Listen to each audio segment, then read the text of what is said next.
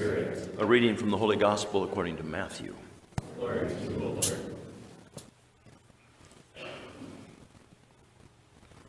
Jesus said to his disciples, "You have heard that it was said, an eye for an eye and a tooth for a tooth. But I say to you, offer no resistance to one who is evil. When someone strikes you on the right cheek, turn the other one as well.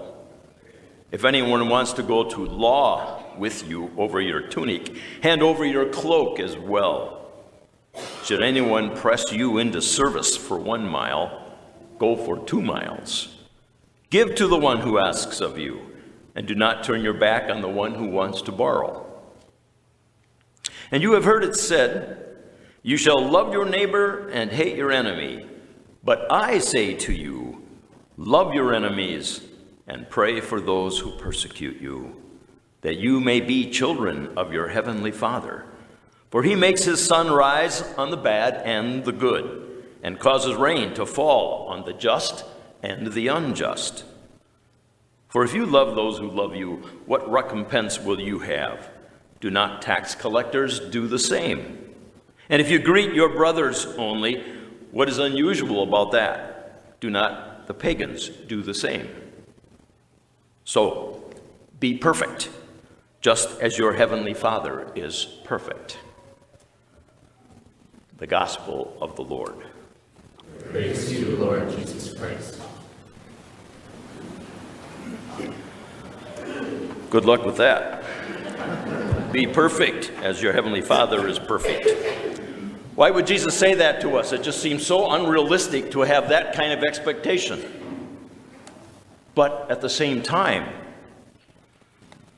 is it something toward which we should all strive? To love the way Jesus calls us to love, as difficult as it is. I mean, I think of all the scriptures and the demands that Jesus makes of us. I mean, we have listened to the last week the Beatitudes, and the week before that, we are listening to Matthew's rendition of Jesus' Sermon on the Mount. And Jesus just seems to keep going on, and he keeps using that line, "You have heard that it was said," as he talks about the old law, "but now I say to you something a little different." And he does this a number of times, and every one of them is a challenge to us. Today is no exception, and probably even more of a challenge.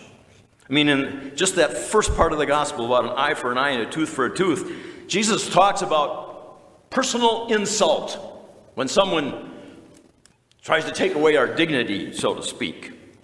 Violent personal insult, even. You know, and then he uses that phrase, if someone strikes you on the right cheek, turn the other one as well. I don't know if you're aware, but in the time of Jesus, there were a lot of people who had slaves. And the tradition was a master had a right to strike his or her slave. But they would traditionally strike them with their right hand, and they would backhand them. That was a sign that you were lower than I am, when you backhand somebody. Does that make sense, where you could line with that? So you had a right to do that to a slave. Well, Jesus said when someone strikes you like that, making you lower than they are, then he says, turn the other cheek. Then they have to slap you the way equals would slap each other. You hit with the right hand, you hit somebody on the left cheek. That's the way equals spar against each other. So Jesus, he's got it together. He knows how things are working at that point. Even when he moves on to the point where he says, pressing someone into service for 1 mile. Are you aware that the Roman soldiers, by law, had the right to demand of any person to carry their cloak or their backpack 1 mile? Only 1 mile, though, and if that soldier made that person carry their backpack or their cloak more than 1 mile, the soldier could get in trouble. And that would really be demeaning for that soldier. So, I mean, Jesus, when he's talking about this, he knows what's going on in the community, and he knows how difficult some things are and what we have to watch for in our own life. But I need to go back to the line that we hear today, offer no resistance to the one who is evil. How do we deal with violence insults in our life? How do we deal with attacks from the outside? How do we respond? We know that pacifism was how Jesus lived. Now, was there ever a moment where Jesus wasn't so passive? Do we remember, do you recall a moment in the scriptures where Jesus got kind of violent? When? Temple. Yeah, when he was at the back of the temple and they were selling all kinds of things, and he got angry, didn't he? So you made a cord of whips and he was turning over the tables, and whew. You know what? I'm really glad Jesus did that at least once in his life, because it makes me feel okay when I get kind of like that. I have my moment too on occasion. To know that Jesus had that moment, but the rest of his life was truly one of being a pacifist, the way he allowed himself to be tortured, to offer that sacrifice of his own body, and to die without fighting. Do you know that in the first 300 years, until the fourth descent into the 4th century, Christians practiced total pacifism? It was the way, because Jesus lived that way. It was the practice of the time that you would be passive. We listen to, Mahatma Gandhi, the story of his own life. Here's a guy who was an attorney, a lawyer, knew the law, knew what was just and unjust, wanted justice for his own people. Now, even one time he got onto a train, a white people's train, and they told him to get off. He says, no. He said, it's all right for me to be here because I am like you. You are like me. We are brothers and sisters. We should be able to ride on the same train together. They beat him and they threw him off the train because he was not one of them. Did he retaliate with violence? Martin Luther King, demanding of his own people and all his followers and all people in the world to protest, but do so with non-violence. Difficult to do. But then I would ask those of us here, from what kind of background do we come ourselves? Are we a people that come out of violence? I think back to my own days as a kid, and my dad would be kind of rough with us kids once in a while. When he had a good day and things were going fine for Dad, and he was going to discipline us boys, he would sit down and talk to us. But I knew the days when he wasn't having a good day. And that day it was easier to just haul off and swat us. Okay? That was quicker and easier sometimes. And I thought, we'll never be like that. And then I became a teacher. And I will never forget my first job teaching in Winona. Father Nelson had hired me to teach at Cotter. And he told me before classes started at the teacher workshops, before school started, and I wasn't a priest, I remember him saying, now Joe, this class went through 3 teachers last year. They all quit. And they're all seniors this year, and they're going to be tougher than ever. So you stay on top of things in that classroom. First few days of class went fine that first week, but I got down to the end of that week, and it was like Friday. And I'll never forget this, because this one student, a big kid, gets up, walks across the back of the classroom, right in the middle of class, and he goes over and starts talking to his friend. Right in the middle of class. He's talking out loud. He's not even whispering.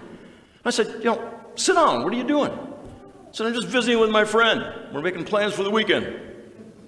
I said, well, not in the middle of class, you're not. Go sit down so we can continue class. He says, make me. And then he says, what makes you think you're going to stay here any longer than last year's teachers stayed here? You ever have people do things, just pull a cord in you? Just set you off? So I walked back to him and I said, you're going to go over there and sit down right now. And he says, like I told you, make me. I went into my dad's mode. And I remember I did this thing where you ever have somebody grab you back here right behind the elbow? I took a good grip on him. And I'd been working out with the wrestling team at St. Mary's University, and I had pretty confident in myself at that point. I grabbed him by the back of the elbow and I started to lead him. I said, come with me. I was going to take him out the door. I grabbed him really hard. I squeezed very hard and almost kind of just pushed him toward the door. He pulled loose. He took a swing at me, and I just as quickly just responded. I slammed him against the wall. I got his arm behind his back. He's fighting, struggling, and I'm holding him there. And finally, this is in front of the whole class. And I said to him, I said, I'm going to back up, let go of you. And I said, you're going to follow me out the door. I just whispered that to him as much as I could. And I just let him go, and I backed away, and I walked out of the room. And I stood out there waiting for him, and he wasn't coming. Now I thought, so what do you do now? And as I started to reach to the door to open it, here he comes. And I said to him, I said, this needs only happen one time this year.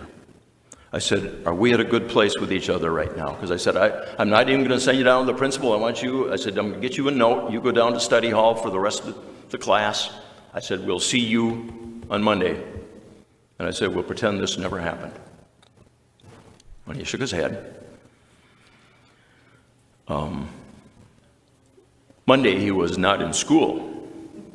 And one of the students came up to me after class. I was calling things, and he said, Father, did you hear about so-and-so? I said, no.